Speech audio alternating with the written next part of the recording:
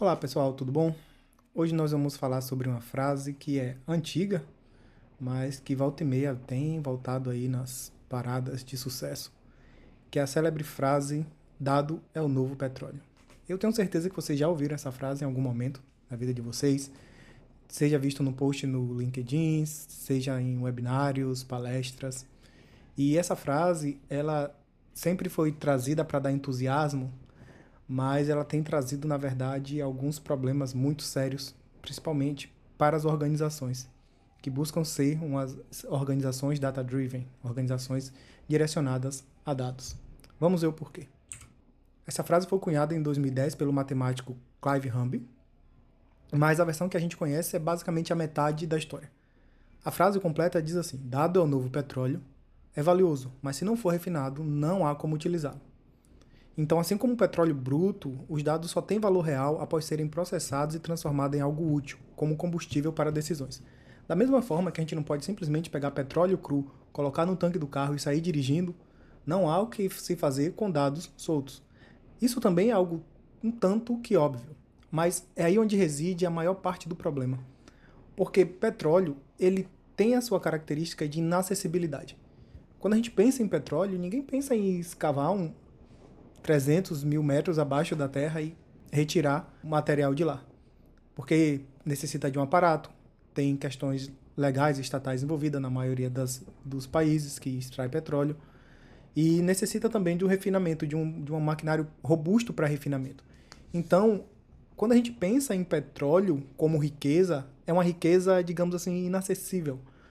Mas quando a gente pensa em dado, se dado é o novo petróleo, isso automaticamente tem uma mudança muito drástica, porque o dado ele está aqui à nossa frente, ele está ao nosso dispor. Basta a gente solicitar que algum cliente, que um processo, que um sistema forneça esse dado e o dado vai estar aqui. Então, essa frase cortada pela metade trouxe essa falsa ideia de que todo mundo agora tem a possibilidade de ser extremamente rico, próspero e abundante, porque se dado é o novo petróleo, mas petróleo era inacessível e dado é acessível, então automaticamente todo mundo agora está milionário, bilionário com soluções e projetos e empresas valendo trilhões. Desde 2015, quando eu comecei a ouvir essas frases nos webinários e nas palestras, eu vi o entusiasmo de cada empresário, cada executivo, e realmente essa cultura nascer de sair buscando dado a todo custo, de qualquer forma. E isso tem impactado a nossa vida de uma maneira muito forte e direta. Por exemplo, no momento que a gente vai fazer algum tipo de cadastro em alguma empresa, no momento que a gente vai comprar algum produto ou solicitar algum tipo de serviço, é possível perceber, é muito perceptível que esses dados, essa solicitação de dados, ela tem se passado de um limite que seria, digamos assim, saudável e adequado. Aqui eu trouxe um exemplo prático, que é como ir à farmácia, saber o preço de um remédio e o atendente exigir seu CPF, apenas para lhe dar a informação. Faz algum sentido isso? Não faz. Esse, inclusive, é um caso que aconteceu comigo. No caso em questão, eu tinha consultado o preço do remédio online, sem nenhuma necessidade de fornecer dados, mas quando eu cheguei fisicamente na loja, o atendente arguiu que eu tinha que fornecer o meu CPF. Essa discussão não levou a nenhum sentido, mas ele trouxe uma frase muito importante. É porque no processo da empresa, tal. Então eu saí de lá um pouco frustrado. Claro, eu forneci meu número e acabei comprando um remédio lá, até pela praticidade, tinha outras questões envolvidas, mas aquele diálogo ficou na minha cabeça. Em detrimento da captura de um dado, ele teve que perguntar, registrar, então isso tudo gera carga administrativa ali operacional e, além de tudo, gera um ruído com o cliente. Eu, enquanto cliente, saí um pouco insatisfeito daquele atendimento, justamente porque não vi necessidade de fornecer meu dado naquele momento e para aquela ocasião específica. Até porque também não fazia sentido, já que a maioria dos remédios estavam com os preços à mostra na prateleira. Então era um processo que não fazia sentido nem no online, nem no físico. E por que insistimos no erro? O que é que nos leva a essa febre do dado, mesmo que ela seja ineficiente? Justamente por conta dessa crença que mais dados automaticamente vai significar mais valor. Então as empresas passam a ver a coleta como um fim em si mesmo e não como um meio para tomar melhores decisões. O Gartner trouxe esse conceito de data hoarding, que é o acúmulo exagerado de dados sem propósito, gerando custos de risco, privacidade e zero valor. Então, além do custo de gerar ruído com o cliente, de aumentar a capacidade, a carga administrativa e operacional da sua operação, existe também o risco de você acumular tanto dado que você vai precisar de mais aparato tecnológico. Eu vejo em muitos projetos em que participei que o projeto começa com um volume, com um escopo estabelecido, mas por conta dessa não gerência e não estabelecimento de uma política correta de dados, esse projeto toma um outro escopo e a primeira solução é manda para a nuvem, porque na nuvem tem espaço. A verdade, se vocês já ouviram essa célebre frase, manda para a nuvem, porque na nuvem tem espaço, é uma frase interessante. E é aí onde começa todos os problemas, porque a própria empresa ela precisa trazer pessoas que sejam capacitadas a fazer essa migração dos dados on-premise para cloud e também fazer o moving desses dados, fazer a gerência e, assim, em nenhum momento se cogita reduzir ou verificar a necessidade daquele volume, daquela volumetria de dados através de uma política. Isso também é endossado por um estudo da Harvard Business Review, que fala que 73% dos dados coletados pelas empresas nunca chegam a ser analisados. Imagine que os 27% podem ser analisados, mas ainda assim nem podem ser adequados a uma tomada de decisão. Então, o que é que está por trás dessa obsessão e quais os riscos que não estamos vendo? O risco é geralmente em fazer com que a organização acabe perdendo mais valor, e tanto valor de imagem quanto valor de custo, por esse acúmulo desnecessário de dados.